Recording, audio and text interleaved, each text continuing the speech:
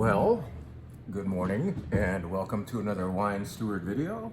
Thank you for watching these things, keeping in touch with what the Wine Steward is up to by watching the video or reading the emails that we send out, or better yet, coming in the store and let's have a chat, let's have a stroll, let's see what's going on, what's new and delicious, and also what's older and delicious. In other words, we just did inventory, so we're keenly aware of what nice things we have been sitting on for a while, and we'd like to move them into your inventory. So come on in, come upstairs, or roam the sales floor. Yes, we call it a sales floor because we hope to do some sales there. What a concept, right?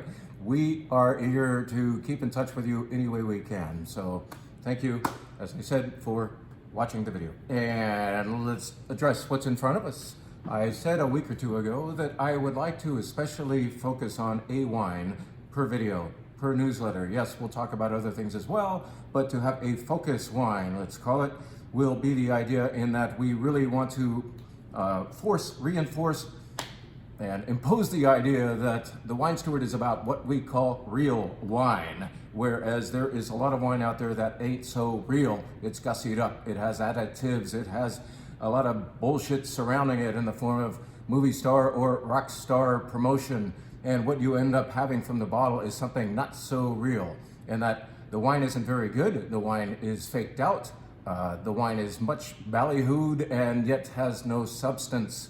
It has no background, it has no sense of place, it has no truth. So let's tell you about real wine, or truthful wine, in the form of this one this week.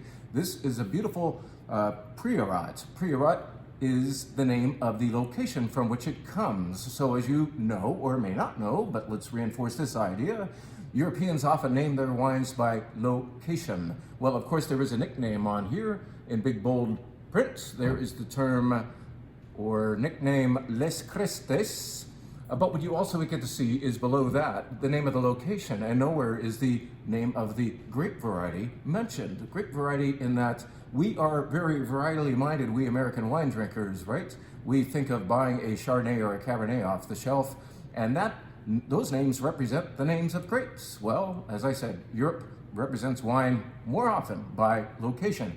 Priorat is a location. Where is Priorat? Priorat is south and west of the wonderful city of Barcelona, that mild climated location on the Mediterranean on Spain's northeast coast, right? Well, as soon as you drive here from Barcelona, you're a planet away in the way things look topographically, the way things feel in temperature. You're only an hour and a half away as the rental car drives. I do recommend you hire a guide to take you around this place. But man, this place looks like another world. It really does. Priorat is remarkable in its topography, which is rugged, and there is hardly such thing as flat land there at all. Everything is dramatically up and down, and you don't really need a tractor there. A tractor in most cases would be of little use in the wine country of Priorat. And what else do you have in Priorat? Well, you have cold and you have heat. You have a large extreme of temperature, meaning, well, one term for that in wine speak is a diurnal shift, a greater, more dramatic diurnal shift. The cold nights retain acidity for the grapes, and the hot days get those grapes super ripe. And so what do we grow here in Priorat on these terraced steep slopes? We grow very, very struggling, hardly surviving Grenache and Carignan vines primarily, and they grow out of this stuff called Licorella, or Licorella, if you will. It's Licorella. Licorella is the name of the local slate. It's kind of a blue-gray black slate, and fortunately it fractures instead of staying in one piece, and so the roots of these very old vines are able to traverse their way down through broken Licorella slate to finally find water, sometimes 50 feet below the surface. And that's what it takes, and that's quite the struggle for that vine, right? The reward is a cluster or two per vine sometimes that present beautiful flavors that end up making amazing wine of intense character. And what you really want from a good Priorat is to, of course, taste the fruit that happens because of those hot days, but also you want to feel this cooling effect of slate. So a real Priorat will tell you both things, the fruit and the slate, licorea. Here is Les Creces, as I said before. It's made by a producer with whom we have been good friends. I can call this a real live friendship because I've gotten to visit them a couple times, and some of you have gotten to visit them as well with our little group we had there a few years ago.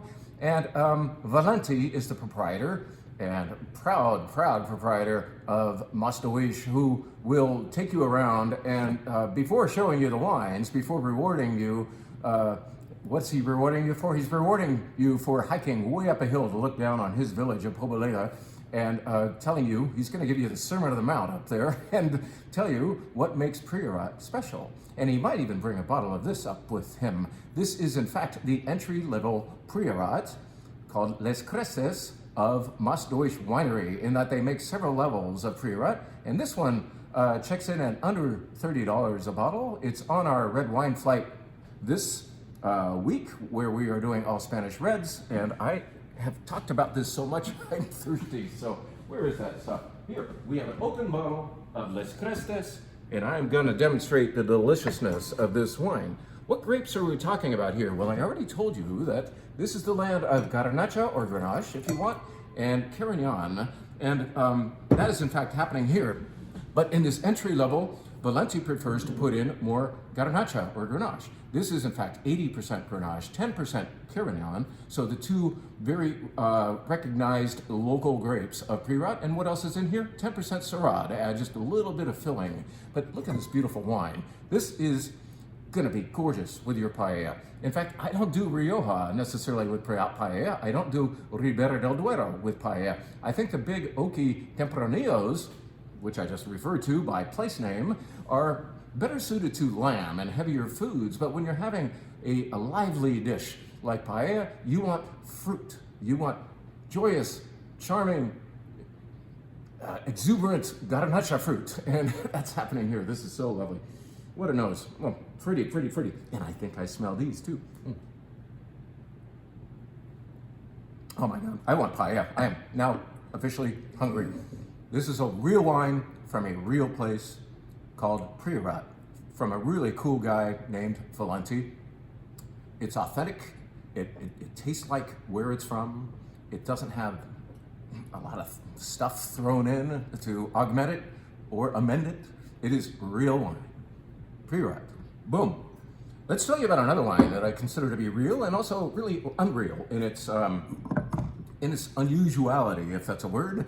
This is a sparkling wine, as you can see, and this is just yet another plug for our fairly new, I think we can still call it a new club that we're offering called the Bubbly Club. Couldn't think of a better name than that. Well, it's 2 sparkling wines for you club members per month, and occasionally one, where we spend the whole budget on a probably champagne. In other words, we give you something a little more expensive and one quality level up. This is easily the equal of several champagnes that I've carried, and yet this will be a 2-bottle month. Next to it, you'll be getting a sparkling wine from South Africa. Where are we going here? We are going to France, not to Champagne, however. We are going to the region of Beaujolais. It doesn't say Beaujolais anywhere on the label. We've talked about Cremant. Cremant is a sparkling wine from elsewhere in France, places other than Champagne. But there's no such thing as a Cremant de Beaujolais. So this just says Granit on it, Brut Natural. And if you read the fine print on the back, you will learn that this is made entirely of Gamay. This is from Beaujolais, but near the border of, it's very, very close to Burgundy. So Burgundy starts just north of Beaujolais. We used to call Beaujolais part of Burgundy, but now there's been a little bit of separation on the map. But the cool thing about this producer is they make both Burgundy and Beaujolais, and they have vineyards on each side of that boundary. They make, in fact, 2 sparkling wines. One is a Cremant de Bourgogne, or a sparkling wine from Burgundy, where they can, in fact, use the term Cremant. And in this case, this is Granit, and it is made on the Beaujolais side of the fence, we can call it, and it is growing in granite, or granite, as the name implies. This is hauntingly good. This sparkling wine, as I already said, is easily as good as several champagnes I've had. It's on the lees for not 1 year, the required amount for Cremant de Bourgogne. I think it's the required amount of time for that second fermentation in individual bottles, made like champagne. But it is in fact aged for 2 years, and I believe that extra year gives you this more haunting depth of character. It is really beautiful, 100% Gamay granite. I can't wait for you Sparkling Wine Club members, I am supposed to call it bubbly, bubbly club members, to report back on the beauty of this wine. Anybody saying it sucks is wrong. There it is. Now, let's tell you very briefly about a couple of wines that are in the wine bar flights this week. Let's just address one or two of them, shall we? Here we go. I'm proud to have this back in the store. This is made by Tablas Creek. If we turn the label that way, we can see who the producer is. If we can turn the label that way, then we see just a clever design. But this is a white blend from Paso Robles.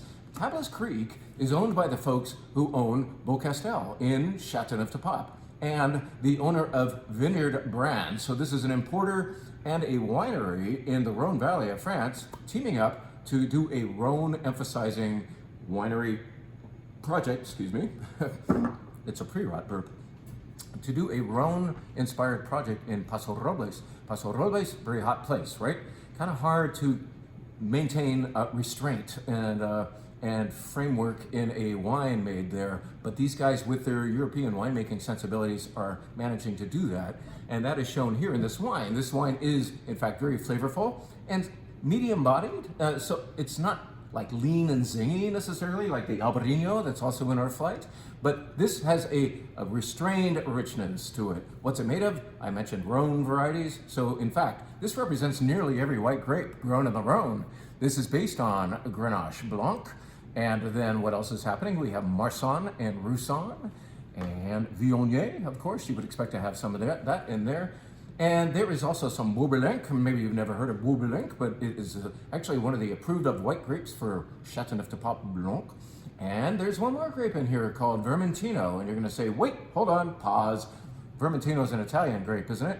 Sure it is, but Vermentino does cross the border into France and often changes names. In this case, they want to use Vermentino as the name because we've all heard of that name, perhaps more prevalently, but what you can also call it is Rolle, R-O-L-L-E. Do you remember Terry Garr in Young Frankenstein? And she invited Gene Wilder's character, Frankenstein, or Frankenstein, I can't remember how he wanted his name pronounced, to go for a Rollency. That has absolutely nothing to do with this grape or this video, so let's forget about that. Let's come back to the fact that this is made of Grenache Blanc, our very endearing white-fruited friend, and our two richer Rhone varieties known as Marsanne Roussanne, and then the very fragrant variety known as Viognier, and then Beaublanc, which does absolutely nothing at all, except I don't actually know what it does. It probably helps with acidity, but I've never had straight Beaublanc, so we can only surmise. But we do know what Vermentino / Rolle does to a wine. It also adds a beautiful, vibrant zing. So whereas the wines of Paso Robles can be a little heavy, this one, especially with the addition of the Rolle, we'll just call it that because this is a French-inspired wine, France-inspired wine. It has a little bit of the zing because of the Vermentino. Oh, sorry, Roll and see, hey, so just think of it that way. Think of Terry Garr. I'm not going any further. Now, let's talk about really quickly what two wines are offered only by the glass this week. Yes, we do that so that you fully know a wine. We refuse to pour you a taste of this. You must fully invest in either a glass of this or a glass of this, or you could, of course, have glasses of each. I don't care. I hope you will. As a matter of fact, these are both labels that seem to have a relationship with each other, and in fact they do because they're both made by Madison Vineyards. Madison Vineyards is the project of Tony and Jen and Madison, daughter Madison, who does throw in on this project, just living about 2 miles east of me as the crow flies in the Livermore Valley. And this is in fact Napa Valley Cabernet. It's the only non-Livermore Valley wine that they make, but they chuck that fruit down and ferment it here and render it here, take good care of it here until it's in a bottle. I think I got to help bottle this wine, as a matter of fact. at Madison Vineyards. You maybe have not heard of them because they don't have a tasting room. They're not extremely visible, at least not yet, but you can visit their wines here at the Wine Steward. How about that? Madison Vineyards Napa Valley Cabernet, really dark, delicious. And then what's over here? This is Syrah that is in fact grown by the Delimans right there at Madison Vineyard. And it is beautiful Syrah. It is Syrah that you needn't be afraid of because some people are like, oh, I don't know about Syrah. Well, this one's easy. This one's rich and fruit forward. And yes, it's got Syrah character, a little bit of that nice meatiness and a little bit of the olive and pepper. But what it really emphasizes is the beautiful fruit that can happen here in our Livermore Valley. So Madison Vineyards ×2, offered by the glass at the Wine Steward Mezzanine Wine Bar. Now let's tell you about what we're doing on the Red Flight really quickly. And I kind of already did. I did refer to the fact that we're doing Spanish wine, and this is included. Let's bring that up and put beside it, one at a time, its cohorts on the Red Wine Flight, all from Spain. This wine, I'm still practicing the name. I think we say Moravia Agria as the name of the grape, and you're saying, what the hell? Because it's like, you've never heard of it, and I hadn't either until I tried this particular wine. We're starting the flight off with this guy here, and it's grown in an area called Manchuela, which is within La Mancha, so south of Madrid, and I think we're a little southeast of Madrid, closer to perhaps Valencia, Spain. And I did say Spain, right? Yes, so the flight is all Spanish, and we're starting with this wine because it's leaner, it's vibrantly perfumed in the nose. It's a bone dry wine that is intriguing. There's pepper and a smoke, and I want you to figure it out. I want to serve it slightly cool to you as well because I think it pops when the fruit is a little cooled down. So try a new wine, a wine that's new to both of us from Manchuela, a location that's new to us as well, within a place that's not new to us called Spain that we really, really like. Wine number 2, very briefly, we are going to take you to a cooler part of Spain. We were just in a rather warm place, but now we're going up to the area of Galicia. Actually, this is right over the border from Galicia, but certainly the cooler weather and the rainier setting does move over that political border into Castilla y León, to the region of Bierzo. Bierzo, lots of slate here. Not the same slate as this. It's a different slate that they have there, but this grape growing out of that slate is called Mencia, and Mencia is a grape you really see only there. I think maybe Mr. Bokish has brought some over here to California, but it's prevalent in Bierzo and in Valdeorras in Galicia. So those two places really champion this grape. Cool weather grape, meaning you're not going to get like big jammy fruit necessarily. You're going to get mystery. You're going to smell things that are a little Cab Franc-y, perhaps. Some people equate this grape with Cabernet Franc. Anyway, it's a really cool grape to follow up after that interesting smelling and tasting La Mancha. Now we get more familiar. We are going to have something that you have certainly heard of before. We're going to have Rioja, and this is from Lopez de Heredia, one of the most famous classical style producers of Rioja. This is kind of their entry-level crianza called Viña Cubillo. Cubillo, yes, Viña Cubillo, and it's of course based on what grape? Class. What grape is Rioja nearly always based on? Tempranillo, right? But there is a good dollop of Garnacha happening here, meaning Grenache, and also some Mazuelo and Graciano.